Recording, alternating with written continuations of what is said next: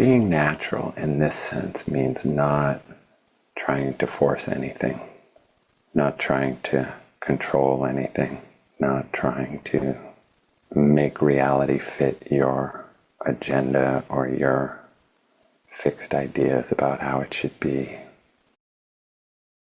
So how do we apply that to this moment of meditation? It means we just fully inhabit our experience of this moment. We embrace it, we just allow it to be. We allow ourselves to be.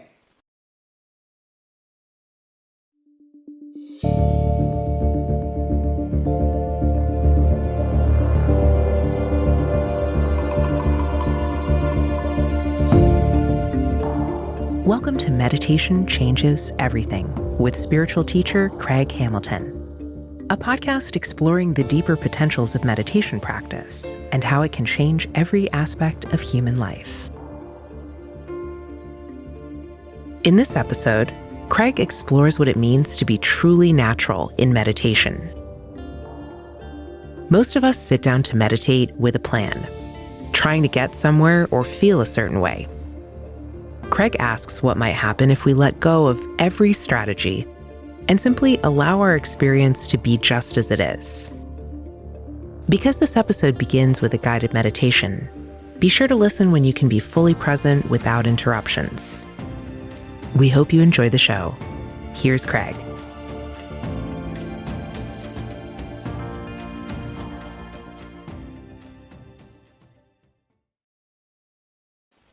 As we settle into our first meditation, I want to invite you to take your meditation posture.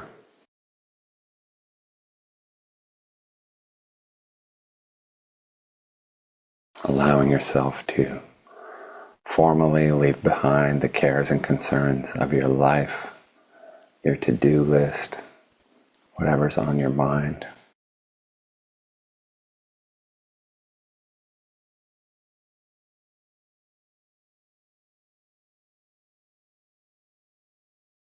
And for this practice, I want to invite you to simply allow yourself to be as you are right now.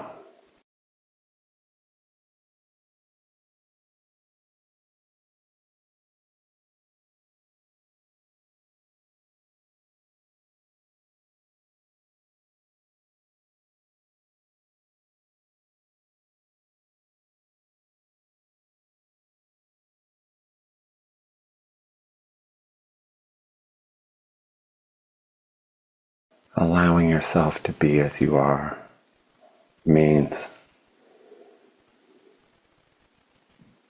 not resisting.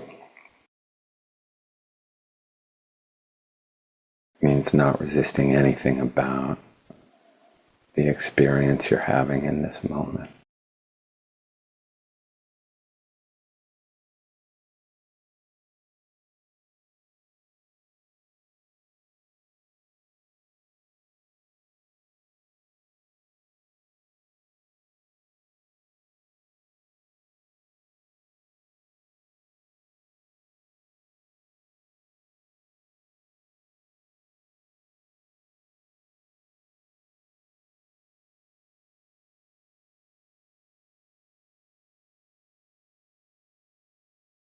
The invitation here is to be completely and utterly natural. So what does it mean to be natural?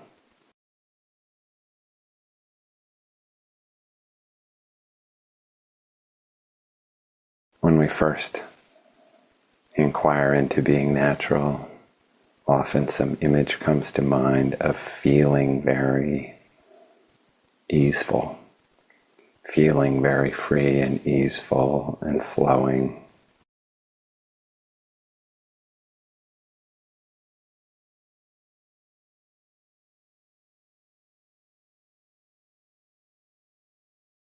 And that could be a byproduct of a practice like this, that we would end up feeling that way. But of course, a feeling like that isn't something that we can generate through intention. It's not something we can practice. You can't really practice feeling a certain way, can you? If I just say, okay, feel easeful, feel very flowing and natural, then we don't know where to go because we don't control our feelings.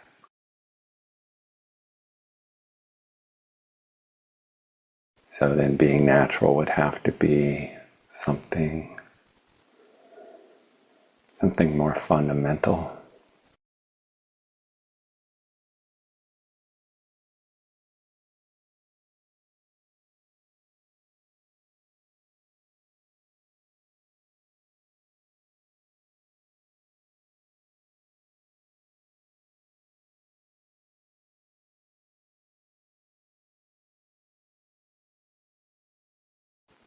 See, what if being natural simply meant just being this way, the way you are right now? Why would this be considered unnatural? Meaning, feeling how you feel right now. How do you feel right now? Maybe you feel peaceful because you're taking a break from life. Maybe you feel anxious or distressed or depressed, or who knows, because you just slowed down, so now you're getting to feel how you feel, and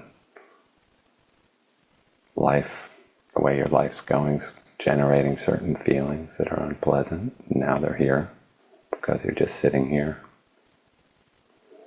What's unnatural about that? Nothing.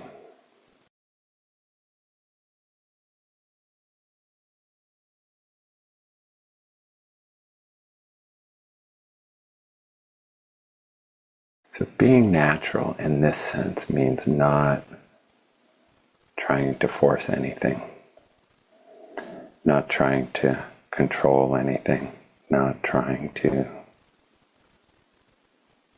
make reality fit your agenda or your fixed ideas about how it should be.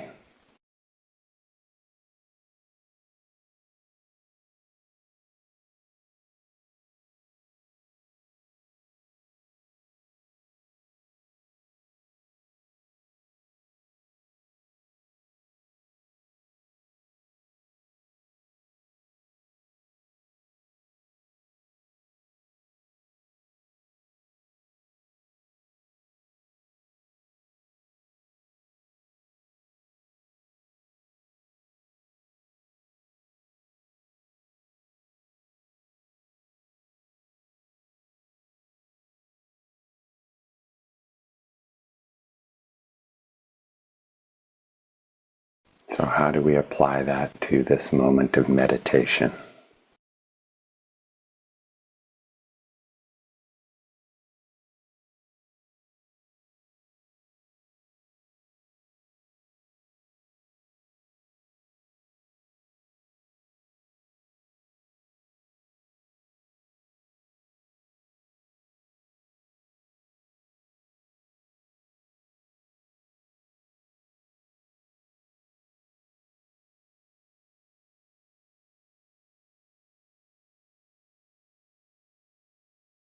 It means we just fully inhabit our experience of this moment. We embrace it, we just allow it to be. We allow ourselves to be.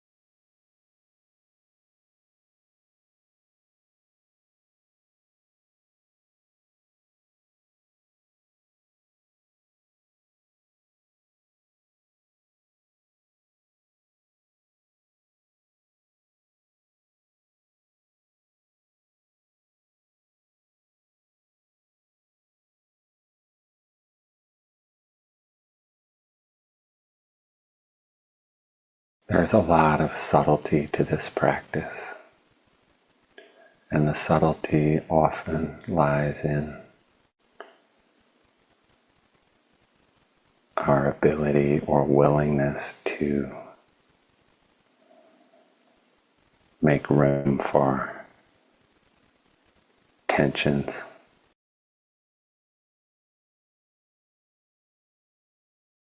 Because when we try to let things be or be as we are, we tend to be aiming for some kind of state without tension, some tensionless way of being where we're just totally relaxed and peaceful and happy and content.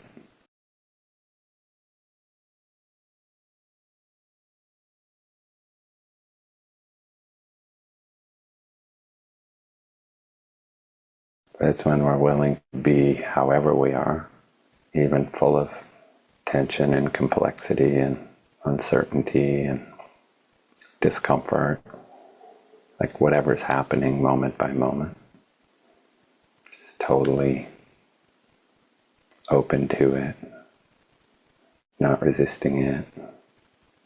See, not judging it, not judging our experience as good or bad, more meditative, less meditative. Just really open to all experience.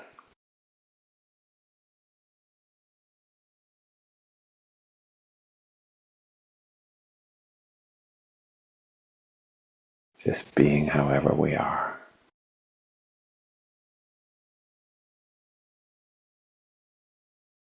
That's when the miracle of being natural starts to reveal itself.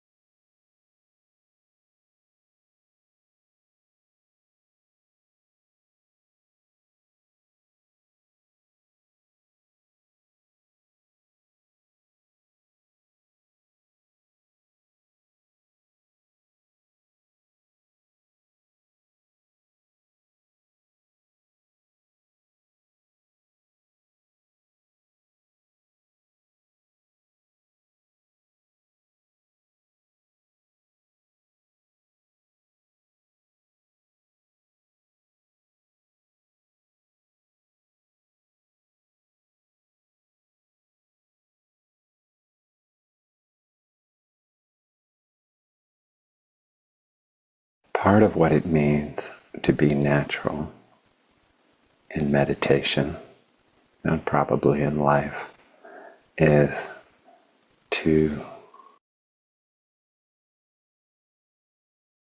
letting go of our ideas and beliefs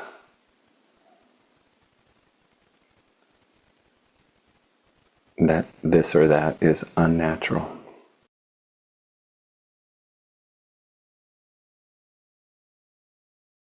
See how it's the idea that life should feel a certain way, or I should be a certain way, that sets up this dynamic where we're kind of struggling against what is, struggling against ourselves. We sit down in meditation and it becomes an attempt to engineer our experience into a perfect state of consciousness that we imagine is better than our natural state of consciousness.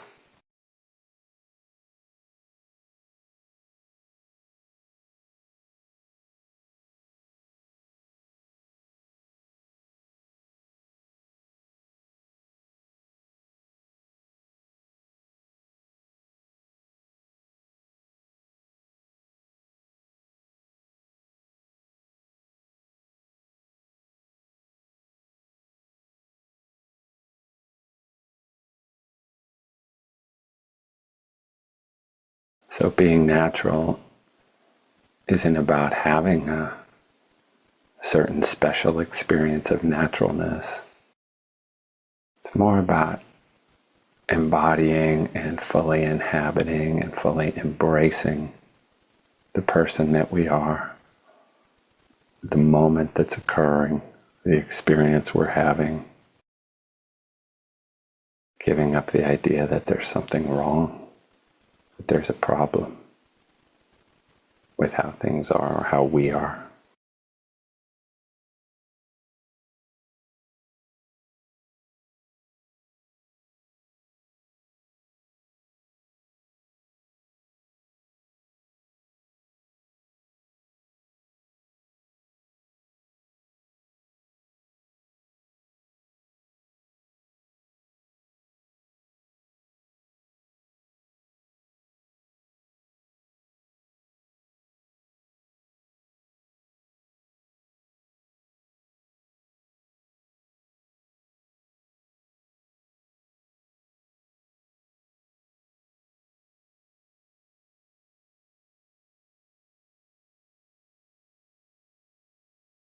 So if you want a really simple way to be natural, just practice not making a problem out of anything. Just don't make a problem out of anything that's occurring.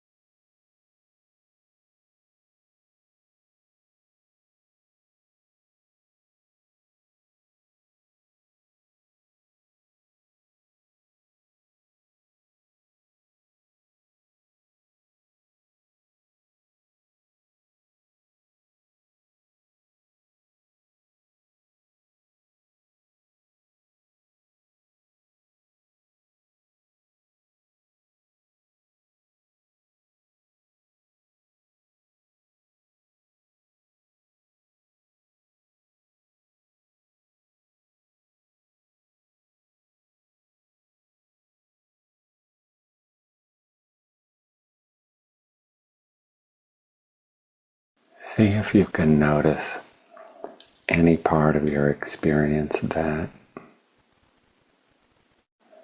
you're judging as a problem or something that shouldn't be happening right now, something that doesn't belong in meditation. Might be that your mind is more active than you think it should be. Feel like you keep getting distracted and you're not supposed to. Or you should be feeling more peaceful. Whatever it is, just might be very subtle. Just see if you can notice anything about your experience that you're rejecting or making a problem out of.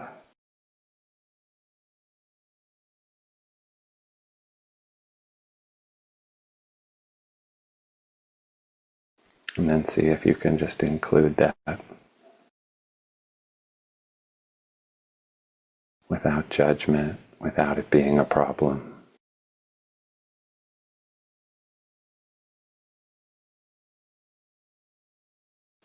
And also don't make a problem out of the fact that you're making a problem out of something. That has to be welcomed too.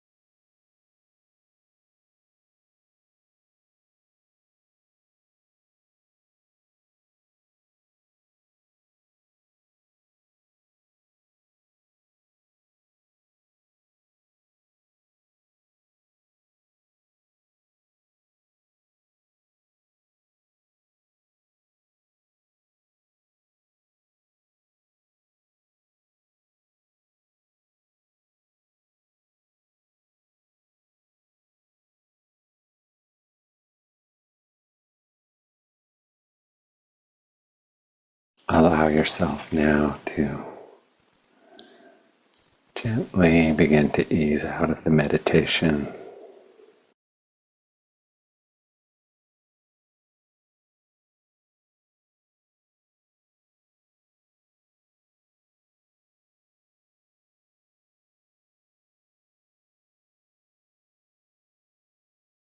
Move your body, look around.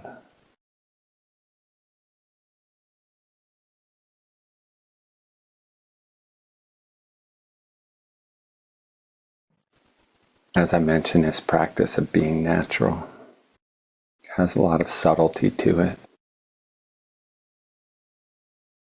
And I really want to clarify one thing about this, because you could hear everything I'm saying as sort of as though I'm implying that all human behavior is totally natural and all of our thoughts are totally natural and all of our feelings are natural, and like being natural just means just being however we feel like being from one moment to the next, and it could, on a kind of, there's a level on which you could hear all this as sort of just like, stop trying to improve yourself, stop trying to be a better person, stop trying to, regulate your shadow or ego, and just, be impulsive and just express whatever comes up. And if you're in an irrational rage, just go ahead and rage. And if you're, spiraling into neurotic self-preoccupation, just let that happen. Like, you see what I mean? Like, there's a way you could hear the instructions to be saying something like that. And I think probably you know that's not really what I mean, but I want to explain why that's not what I mean. So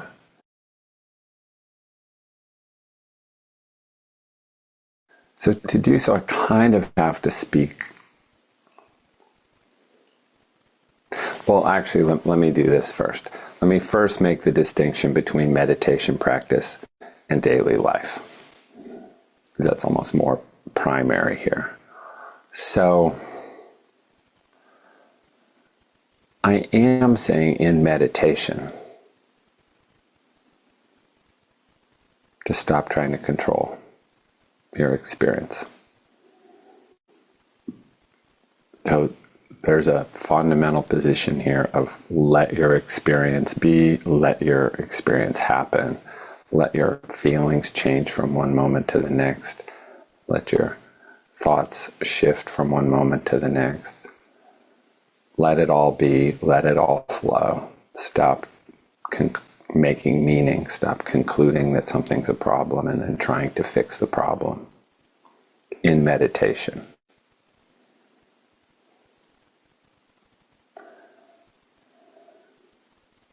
Which isn't, even in meditation, isn't to say that some states aren't more preferable than to other states, or that some kind of states of mind or feeling might not be more or less conducive to meditation, going deeper. It's not to say there aren't relative distinctions between experiences we could have, but it's to say that there's a place we're being invited to, a relationship to our experience. We're not trying to have a particular experience, but we're trying to practice an enlightened relationship to our experience. We're trying to practice a liberated way of being with this ever-shifting experience of being human.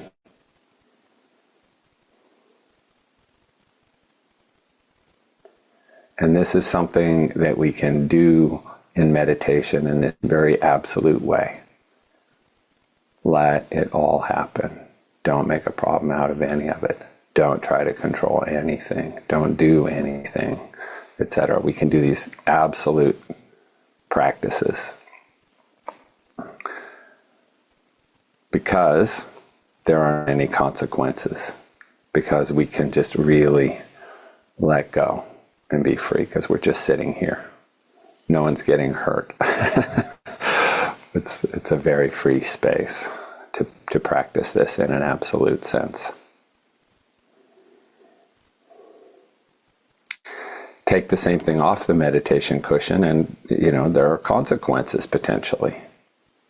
If I said, go through your whole day, don't make a problem out of anything that happens, don't make any meaning out of events, don't judge things that are happening in the world as better or worse, that could lead to all kinds of consequences. Let's say, something really dangerous is happening. You're in a dangerous situation and you say, oh, I'm not going to judge this as dangerous, and you fall off the cliff, or you step out in front of the moving car, or you don't get yourself out of harm's way when harm is coming your way, etc. So, or in the world, because in meditation, I'm saying let yourself be completely unfiltered with whatever's going through your mind, whatever's happening. You're just kind of no filter, no boundaries, no controls, no constraints. Just let this whole event happen. But if you said, "Oh, just go be totally unfiltered in life," we're all adults managing our own impulses and tendencies and drives, and in life sometimes you get your temper flares and you say, "Oh, there's my temper flaring, I'm not going to respond to that." But if I'm telling you to be unfiltered, you might just be blurting out things that you really shouldn't, and that aren't helpful and aren't coming from the better parts of yourself. So that taking a practice like this in an absolute sense into your life could lead to a lot of consequences. So I'm not encouraging that.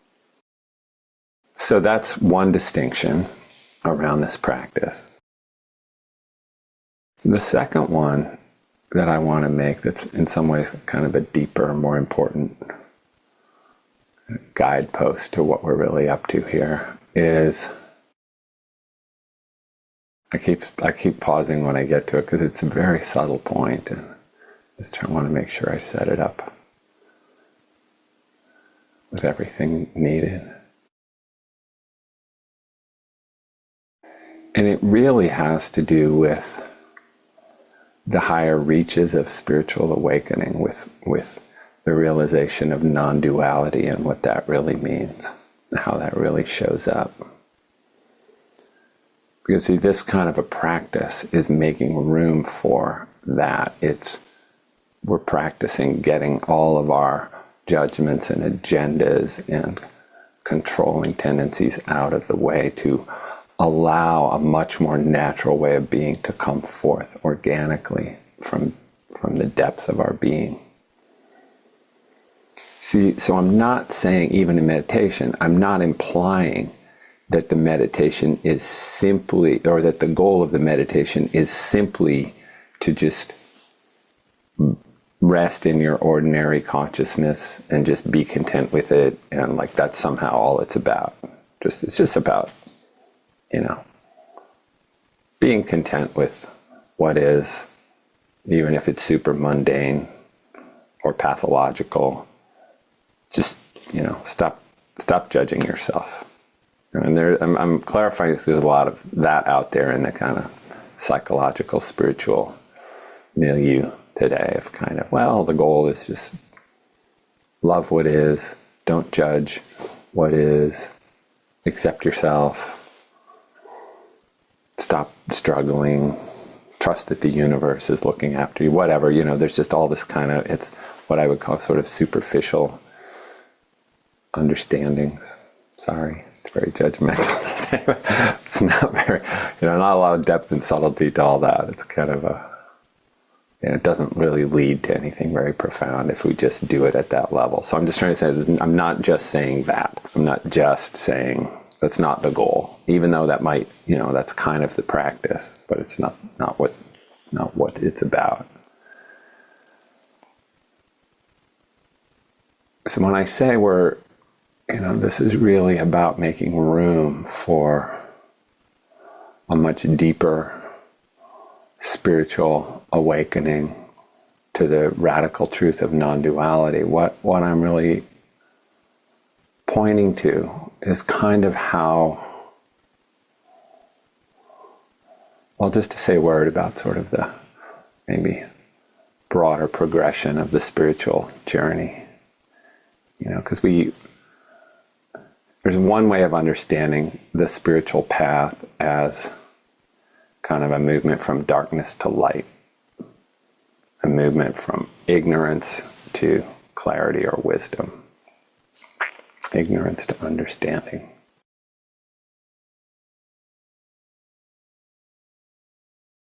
From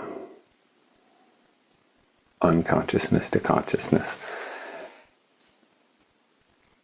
from our animal nature to our divine nature.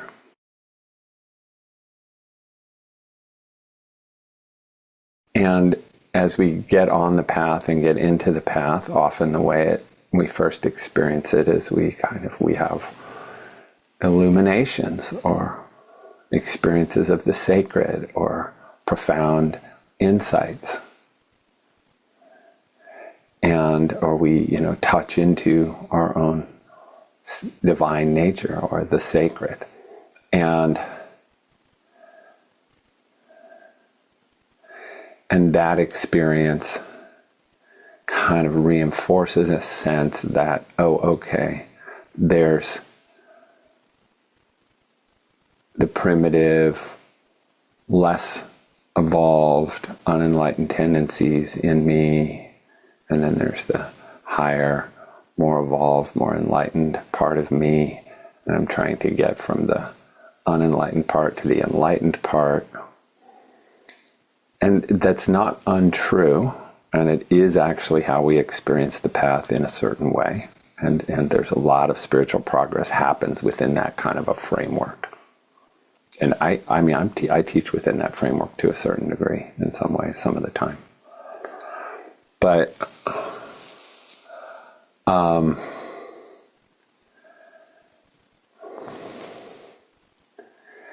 the higher spiritual realization, the ultimate realization, non-dual spiritual understanding and awakening, reveals to us a different relationship to everything. It reveals to us that very sacred, profound, deeper essence that we have been tasting and discovering in our highest moments. It reveals to us that is the same, and that's actually always here. And that's always the essence of everything. And that there's no moment that's not fully infused with that enlightened consciousness. There's no experience that's an obstacle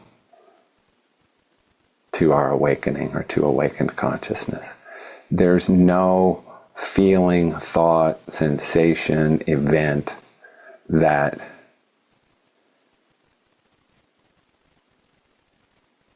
is outside of the sacred, the illumined dimension of our being.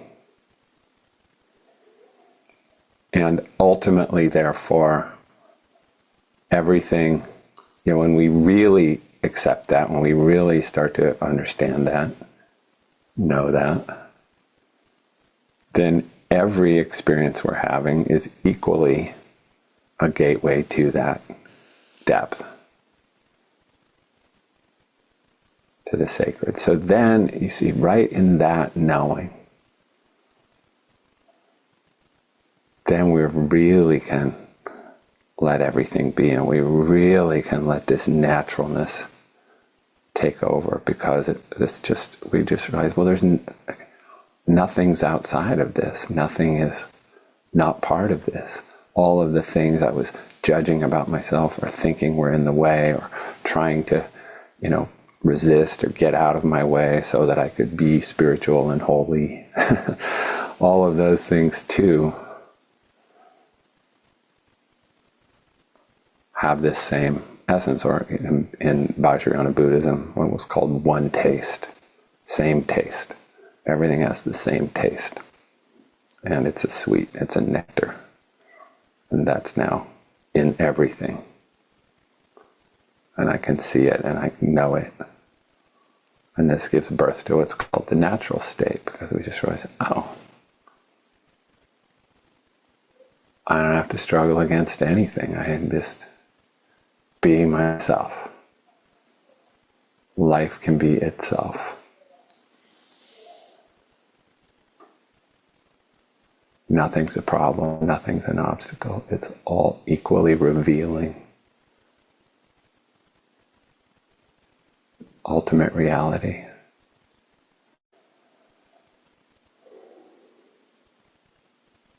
So, you see, what I just described is something that, yes, we can come to know, understand, and see, but For it to be ultimately meaningful, it has to be real seeing, real knowing of that, not an idea that makes sense to our mind that we're now trying to impose. So I'm saying we really have to realize that if for it to really work and be real, it's not, you will never be able to fake that. To fake it till you make it won't work in this context. But we can practice in a way that is aligned with that understanding, and that therefore is kind of opening the door to it. It's removing any obstacle to it. So when I'm giving up instruction like, don't make a problem, let your experience be as you are, be natural, don't resist, don't struggle. All of those are injunctions to help us kind of settle into this relationship to our experience that then is very fertile for ultimate realization to show up and establish itself, because we're creating a space that's very aligned.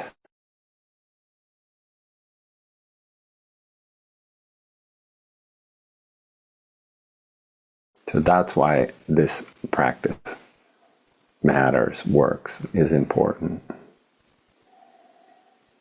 And that's what it's for. So anyway, to tie that all back to what I was saying at the beginning, I just want to make this simple distinction between what I just described versus kind of a more superficial way of doing this, where we're imagining that it's all about just accepting our mundane experience and just therefore, and then just having that be it, the end of the story. Okay, life's just mundane and I'm just finally content with it.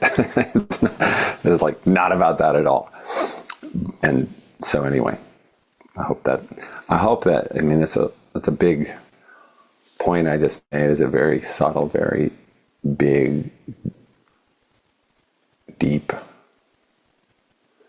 point, but I hope it kind of just these little signposts, clarification, helps create the context for this practice and for what we're doing. Because I think it's important if we understand why we're doing it and where we're aiming. It just helps. I guess it helps prevent us from making it more mundane and ordinary than it really is, even though it sounds very simple and ordinary. All right. With that, I'm going to invite us back into practice. So, settle into your meditation posture again.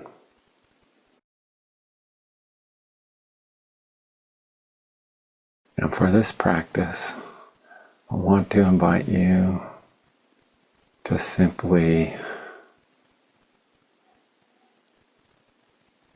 do nothing. To not do anything.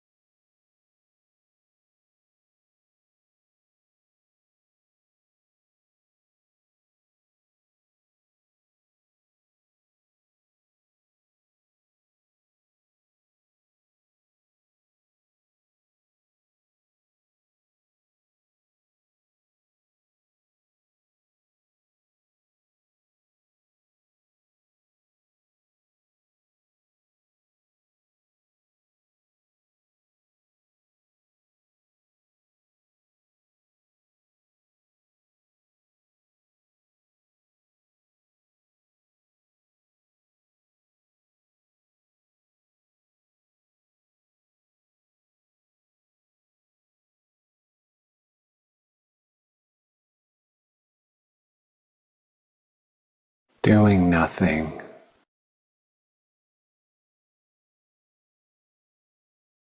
means just being.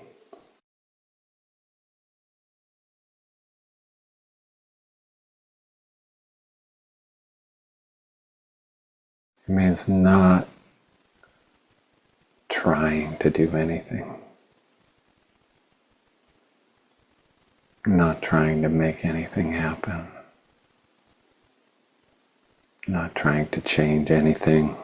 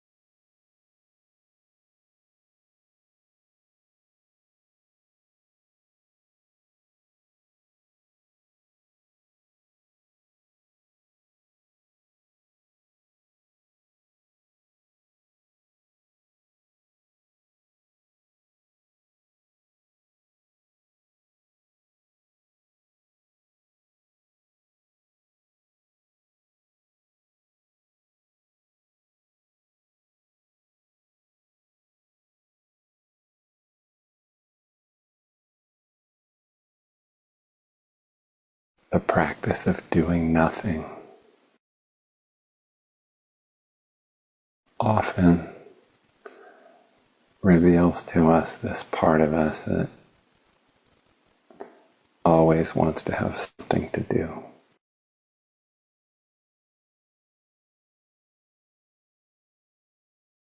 Do you see this tendency to be doing something as if we're not being productive, or we're not being helpful, or we're not doing our job if we just do nothing? We're being useless. And surely meditation, like anything else, needs us to be useful, to be up to something, to be doing something, making something happen.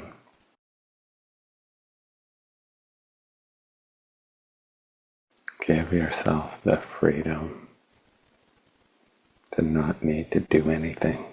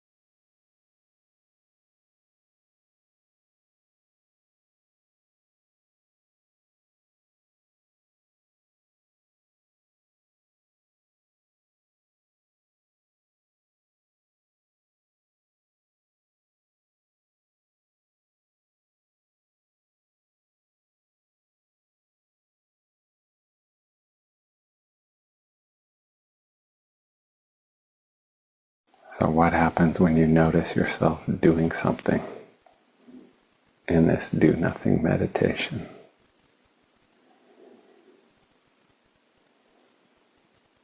Does that give you something to do?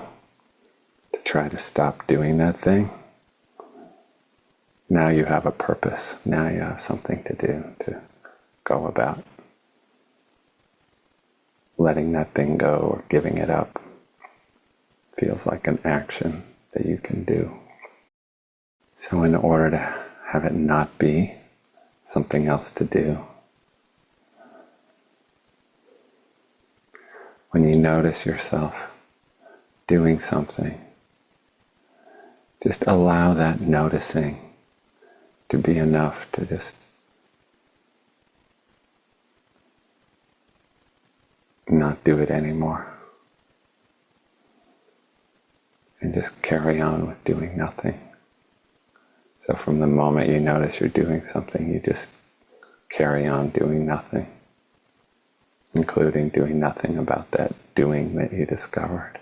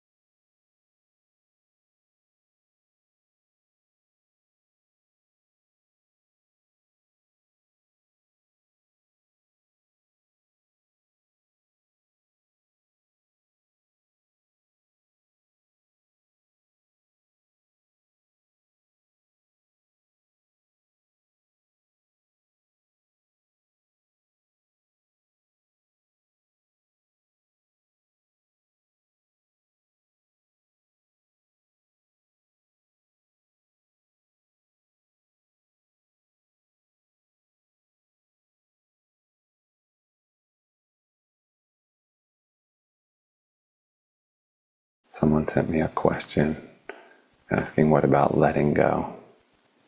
Is letting go doing?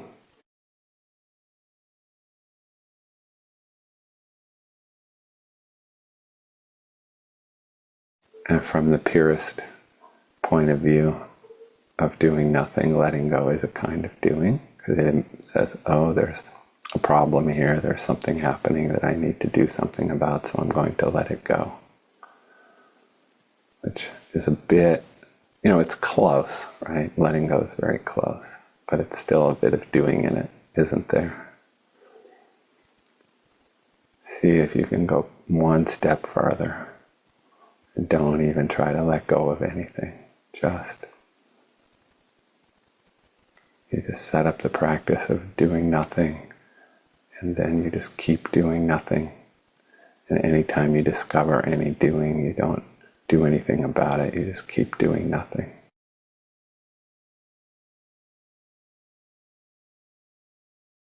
Try to really stay on that edge.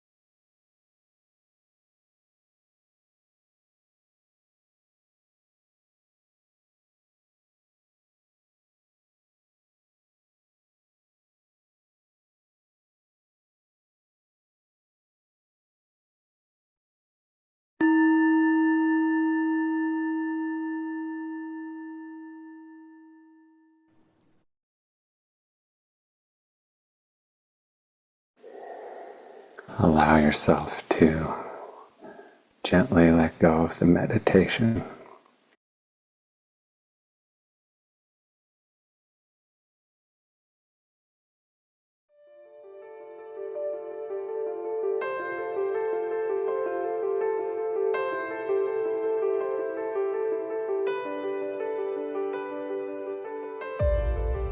This podcast is supported by our paying members in Craig's Awakened Life membership program. When you join the Awakened Life, each month you'll receive in-depth teachings and guidance in the practice of direct awakening, including a meditation workshop, 4 guided meditations, and a live online retreat with Craig. And when you register today, you can receive your first month for 50% off. Go to awakenedlifemembership.com to learn more and enroll.